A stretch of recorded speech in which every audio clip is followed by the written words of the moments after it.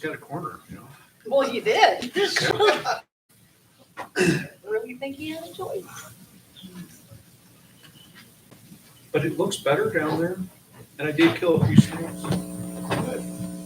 Bad snakes, right? Yes.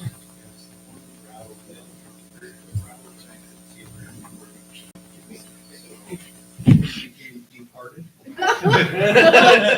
Yeah, Or skinned it.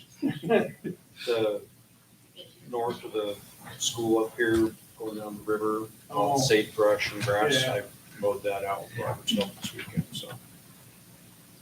You guys tried to knock down some of those high homes and things like that before we got to mold. Yeah, a little bit. There's a little more work. I found some more concrete I need to get loaded up. Yeah. But I made 3 trips with it, and so as I was finishing up yesterday after he left, I found a few more that I had to work around. It'll be easy.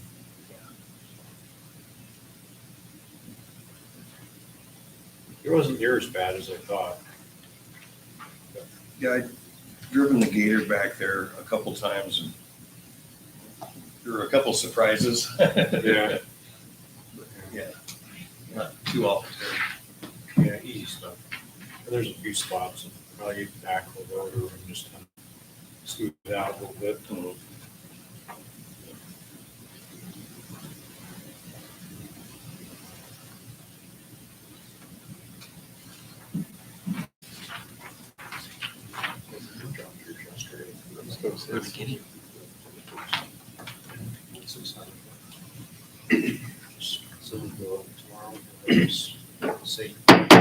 Call to order the regular council meeting for the town of Evansville.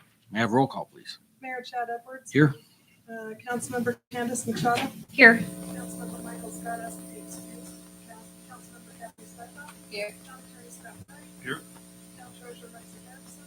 Chief of Police Mike Thompson. Fire Chief Sam Olson. Public Works Director Paul Hanson. Town Collector Malcolm Patrick William and President Citizens.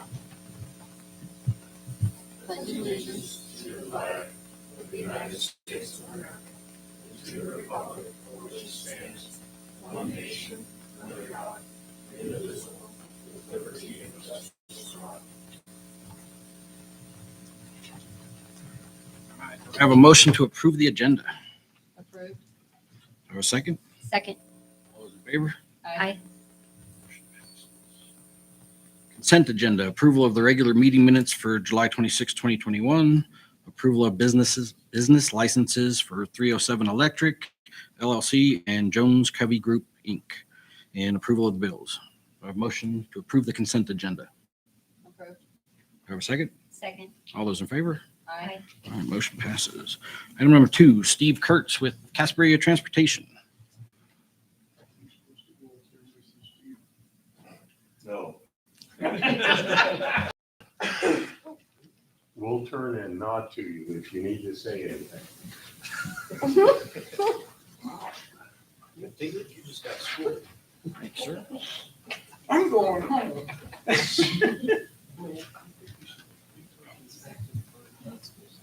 I'm Steve Kurtz, I'm the Vice President of the County Board.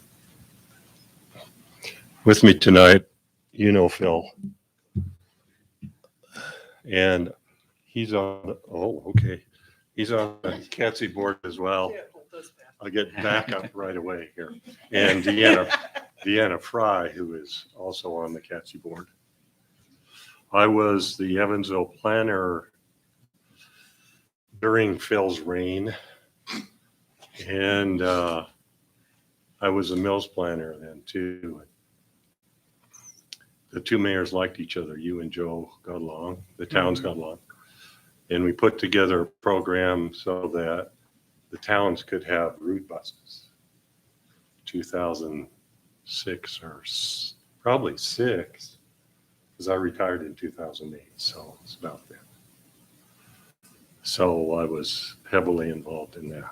So to go through this, I apologize for the crooked margin. That's my printer's fault. I can blame it on my printer. But as they say in the Army, just simulate that it's straight on the page for me. So CATSI provided transportation services from 1982 through May 7th of 2021 when Casper took over. We won't discuss what Casper did to Catsy. Catsy has no current contract for transit service, but we have $575,000 of our own money that Casper has no claim to. And if you need proof of that, we can do that. Our mission from 1982 is to provide transportation services for elderly, handicapped, low to moderate income. We're proposing a plan that we call Catsy Moving Forward, which is to provide direct funding to riders. For the towns, that would be a program of, well, let me back up. Catsy had a rider subsidy program. Casper put up the majority of the money into that. People in Casper could come in and sign up, low to moderate income, and they'd get 20 or so tokens a month to ride for free. Catsy got grants from, from Lyman Community Foundation, Knife River, etc., and paid for Mills and Evansville riders. Between Mills and Evansville, we had a pandemic in there, but the average for a year was about 7,000 rides.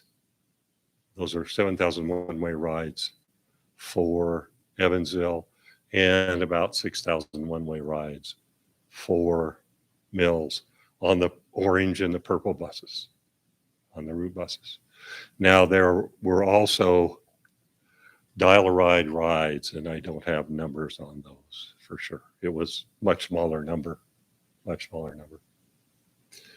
And the orange bus is a significant part of Casper's routes, because you go to Walmart, the mall, and then out east, and then come back around. So Catsy charged you only for the time that your bus was in Evansville, but it helps out Casper too, because we had a route that went further east, but nobody rode it. So you guys pick up the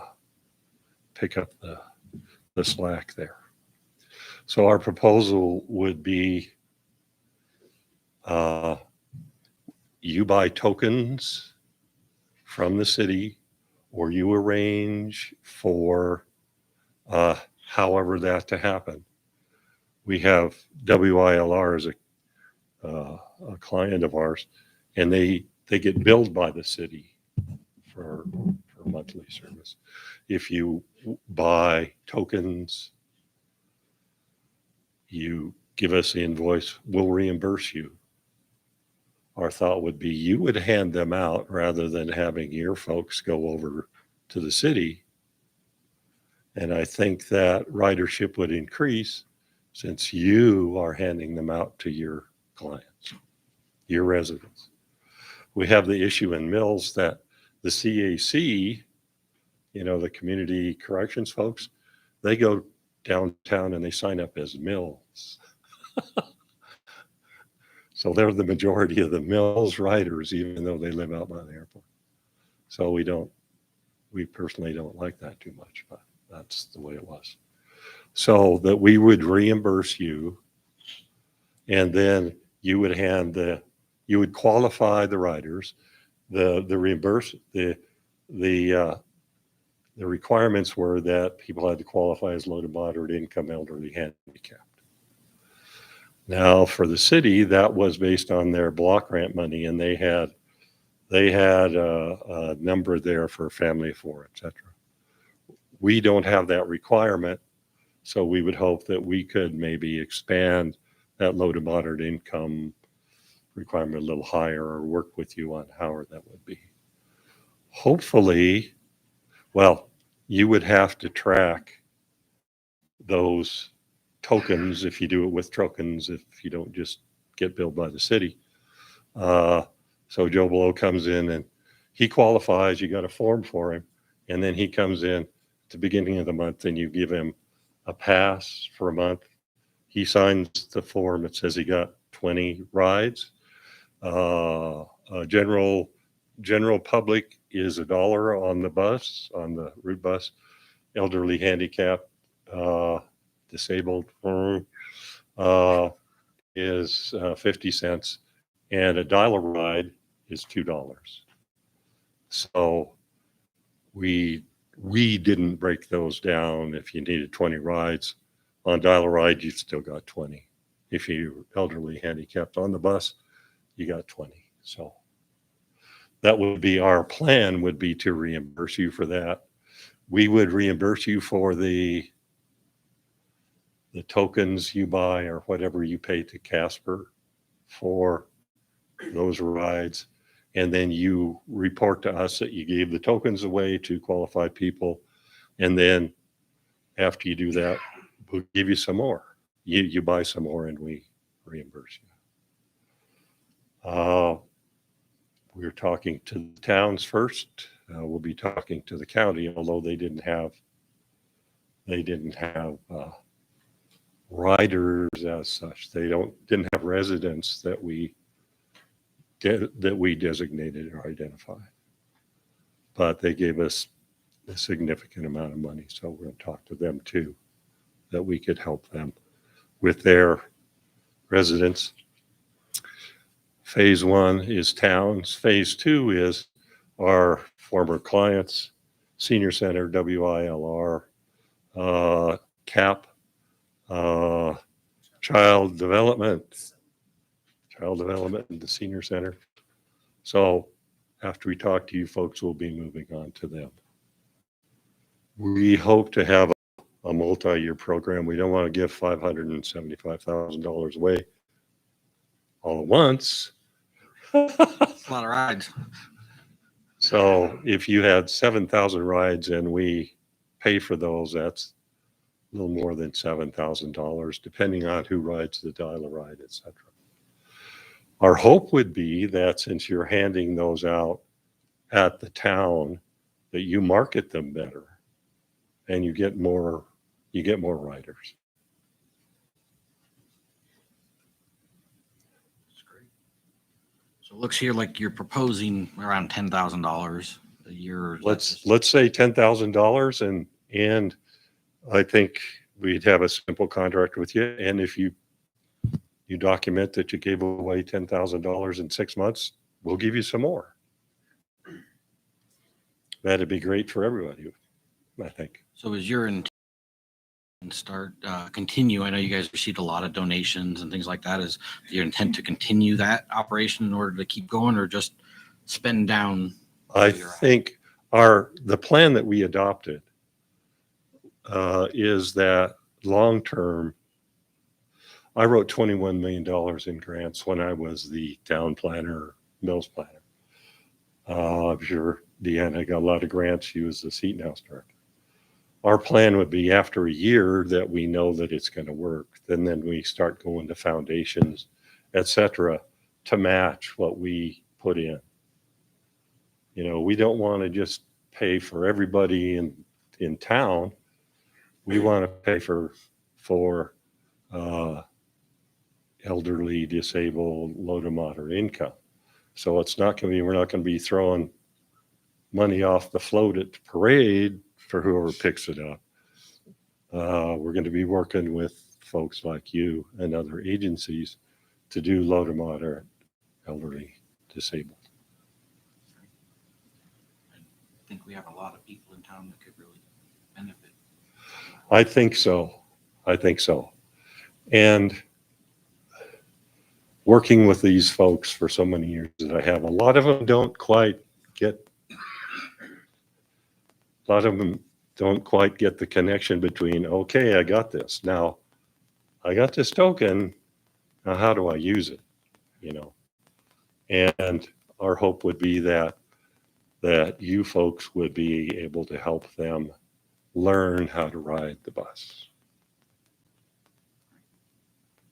Thank you.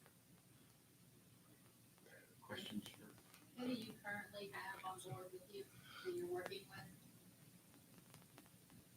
Say that again, please. Who do you currently have on board with you that are already? We went to Mills a couple weeks ago. They said, "Oh, we're not sure." We've met with the senior center director. She's pretty excited. WILR has given us a proposal. I just got that tonight. They're a big time developmentally disabled group. They do a lot of work. We provided a lot of rides for them. They bought a lot of tickets and tokens. Deanna and I are going to go talk to CAP tomorrow, Human Service Commission. They have many, many agencies that they help. I distribute laundry vouchers for St. Mark's Church, and I gave some to the probation and parole lady a couple of weeks ago. And she said, "Oh, I get tokens from CAP." So we'll meet with them tomorrow. They used to have about 20 agencies that they supported. All of them low to moderate income people. WILR, you can't be able to drive a car. And that's your qualification. You have proof. You either have a physical or a mental disability. We're also going to be meeting with child development too. And those are the top four that were the biggest purchasers of tokens. So we want to start with them, have the biggest impact with them. But, I've talked to the interfaith people, and there's a dozen other agencies who say, "Yeah, give us some tokens." But we want to start out with these folks that we've worked with for years first. Would your route stay the same? We have nothing to do with the service. We have nothing to do with the service. If somebody gets a token from you and the bus doesn't show up, that's not our fault. That's the city of Casper. If I understand what you're proposing here is basically we would purchase these tokens, distribute them, and you would reimburse us for the cost of those tokens. That would be truly your role, is just to reimburse those tokens purchased. That's exactly correct. Maybe the best way to think of it is a foundation. We have a foundation, but we're not spending our foundation money. But that's the only thing we're into is financial support. Is there any other ask of the town besides purchasing the tokens and distributing them? Just to report back to us, people, when they get the tokens, we have a form and they just say, "I jump wrong."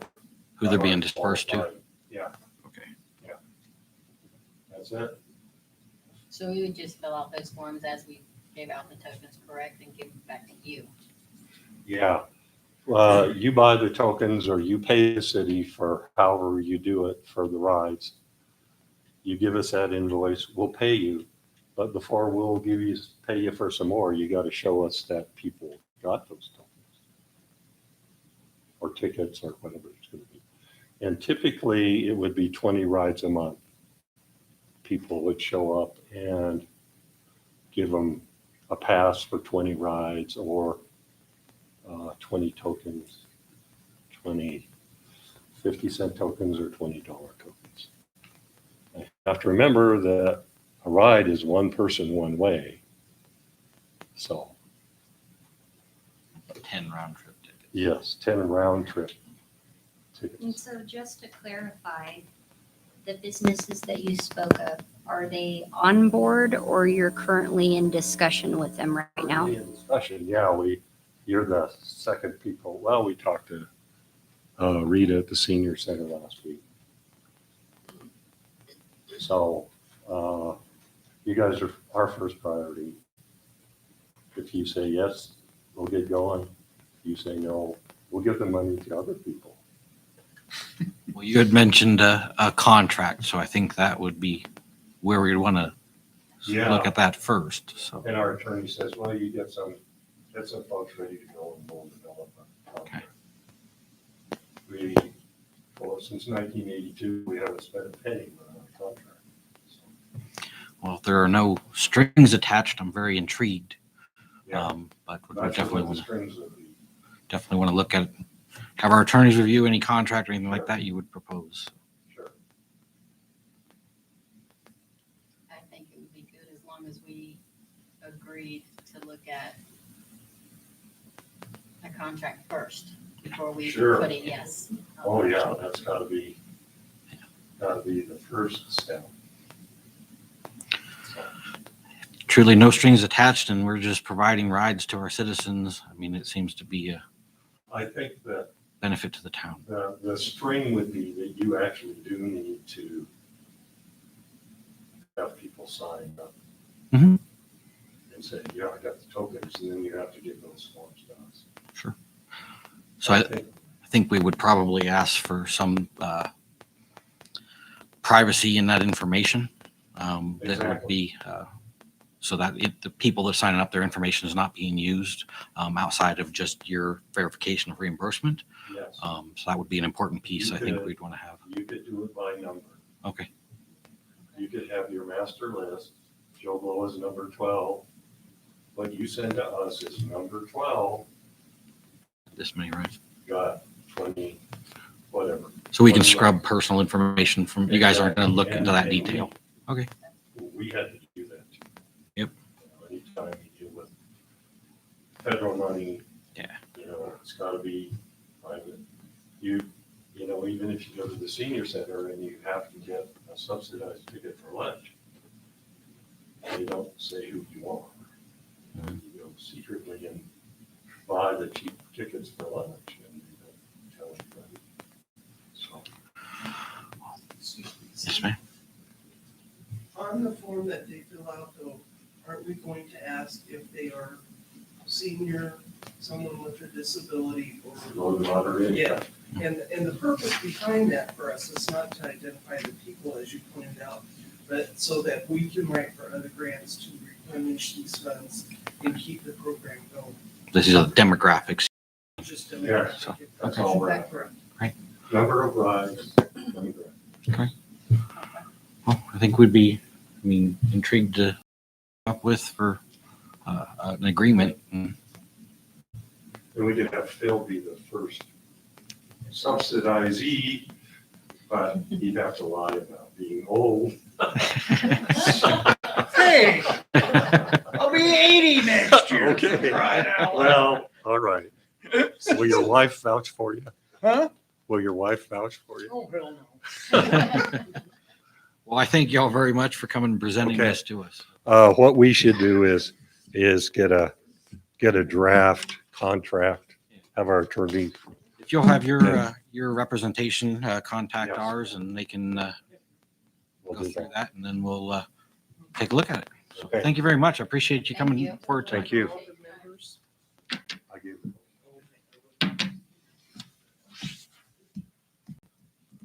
All right, item number 3, Jamie Purcell with Food for Thought. Hello, thanks for having me. So I apologize, I don't have big pictures or anything. I thought I would just come talk about community gardens because one of your council people asked me to.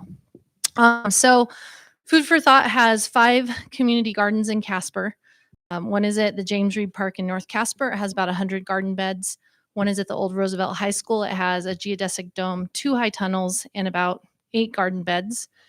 And then we have one at Life Steps campus, one at Ravencrest Apartments. Those are both 24-bed community gardens, and then one at Dallison Park. So the way that we've done our community gardens in the past is we partner with landowners. We don't currently farm any of the land or own any of the land that we farm. So Casper Housing Authority and City of Casper have been our partners. It's kind of a handshake deal, although I'm definitely amicable to contracts. So I just want to put that out there. But basically, Food for Thought provides the infrastructure, the knowledge, the people to do it, and then either City of Casper or Casper Housing Authority provides the land and the water. All of our community garden beds are planted by Food for Thought and for the benefit of everyone in the community to come pick it anytime. We don't ask for any data. We don't ask you to sign up. You can come at midnight. You can come at noon. I don't care who you are. If you want a tomato, come get a tomato. So that's it, and in its simplest form.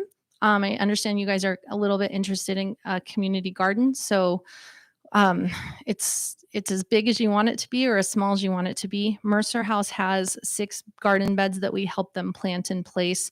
Theirs are ADA accessible garden beds, so they're taller, which means they cost more because they're made of lumber. Our standard garden bed is a 4-foot by 8-foot bed, 12 inches high, made of lumber that can go on the ground, pressure treated lumber, sorry. So this year we haven't actually built any beds because lumber was so stupid expensive. We just decided not to waste our money and do that. We also just advise, so we've advised on some like early childhood centers in town on their community gardens or their gardens that they want to do. So, we're really open to either just advising you on what you'd like to do or coming in and building the whole thing for you. So that's kind of it in a nutshell. Do you have any questions? Okay. So the maintaining of it, is that done by Food for Thought or is that done by the community, a joint effort? How's that work? Yeah. So we're responsible for all of the gardens that we currently own. Save for the one at Mercer House. That's theirs. We just help them plant it. So the other 5 locations, the ultimate responsibility lies with Food for Thought to maintain those. I do have 2 staff per people. One is my director of horticulture, and then I have a summer garden intern who do go around to all of the gardens and make sure the water is adequate and the plants are, growing. Last year we had an issue at Life Steps with varmints who kept picking or taking the food that we'd planted. So I think we planted that garden 3 times, but by August you couldn't tell that it had been planted 3 times. Like it had caught up with all of our other gardens. Everything we do is organic. We don't use pesticides or herbicides. This year we tried a new bat guano mix and it seemed to do pretty well. So we do use organic fertilizer, but we don't use anything else. It's all provided by us. Yep. Yeah. So cost-wise, if you wanted to contract with Food for Thought, if you wanted to build wooden beds like our typical beds, we've costed those out to be $500, and that's for everything included. So that's for it built, placed, and planted per bed. And that includes our time and labor. And we have a really big umbrella policy that helps us be insured. So if we're working in your garden, we're already insured for all that fun stuff. Costs a lot of money, but it's worth it because we don't want to get sued. But in terms of what it would cost, like if you wanted to hire an intern to help, like if you had a summer garden, you would be looking to budget about $10,000 a year for that. So there's an annual cost that we would basically go in with Food for Thought. I mean, we would not argue about that. Yes, because it all costs money for sure. So yeah, if you wanted to contract with us, I would propose beyond the cost of each garden bed and putting it in an opportunity for you all to chip in a little bit for that garden intern. So another option for that is there's a lot of Americorps programs. There's an Americorps summer program, and that's a cost share. Serve Wyoming actually administers it, and it's $500 per Americorps member. It's an 8 to 10 week program though. So if like the town of Mills wanted to get a summer Americorps member to do that, to like manage the garden for you, you would still just kind of need to program in the fact that they would only be here for 8 weeks. And that's not the full growing season. We usually start prepping our beds in April and May and get them planted. If the weather's weird like it was this year, we actually had our gardens planted by mid-May, but usually it's June 1 because Memorial Day weekend is always really cold and yucky. So we usually don't plant until June 1, like the transplant plants from the greenhouse. We do some perennials, which means they come up year after year. And then also like spring greens and spring things like radishes and kale and spinach and all that fun stuff. So. Mhm. For each bed, is there a certain amount that goes in each bed? One particular, like, kale in one bed, or can you mix that up? Yeah, no, that's a good question. So we used to do monoculture. We used to do just one plant per bed. But the problem is like if you plant broccoli and then you harvest it, you now have a naked bed. And so this year we really experimented with a lot of crop diversity in each bed, and it's a lot happier. It's the nicest. I mean, our gardens have never looked better. So, and it's nice too when you harvest like the radishes, you still have something else growing to take over after that's been pulled. So who chooses what will be going into the beds? Well, it's entirely up to you. If your guys' heart is set on planting pineapples or avocados, I wouldn't recommend it, but you can. But otherwise, if we're helping you, then my director of horticulture would be the one, and he could sit down and help you guys plan. Like if you knew your town really wanted to have like a town of Evansville kale crop, we could sit down and help you figure that out. So I'm still kind of trying to grasp my head around the funding model. Sure. Yeah. So, 'cause Me I'm too. confused whether that's It's Candace. Just look at her. I'm not sure either. We're both here at the same. No, I'm kidding. Go ahead. say the garden's built, beds are built, everything's established. Mhm. So annually you come in, plant it, help maintain it. Is there a cost to that? Yes.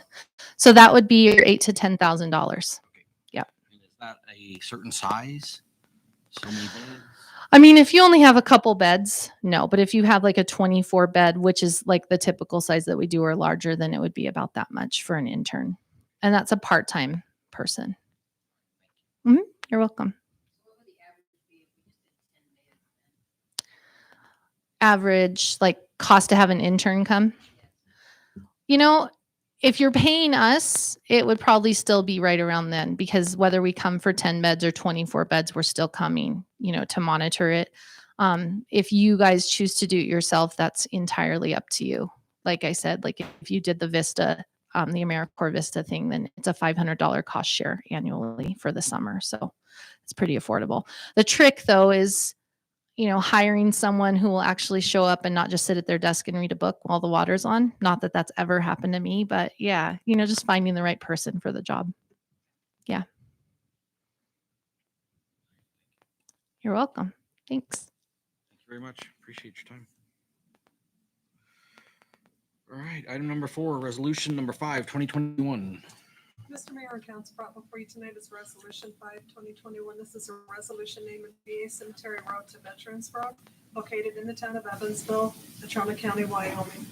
And it was, the town was petitioned by the Oregon Trail Veterans Cemetery to change the name from VA Cemetery Road to Veterans Road. And Scott, the town planner, did not see any issue with it because there's only one addressee that's on that road, which is the Veterans Cemetery Road. So he recommended to go ahead and change that name upon your approval. My understanding is the cemetery is already addressed Cemetery Road. Yes, Correct. Veterans. Or Veterans Road. Yeah. Veterans Road. Questions, discussion? I'm fine with it.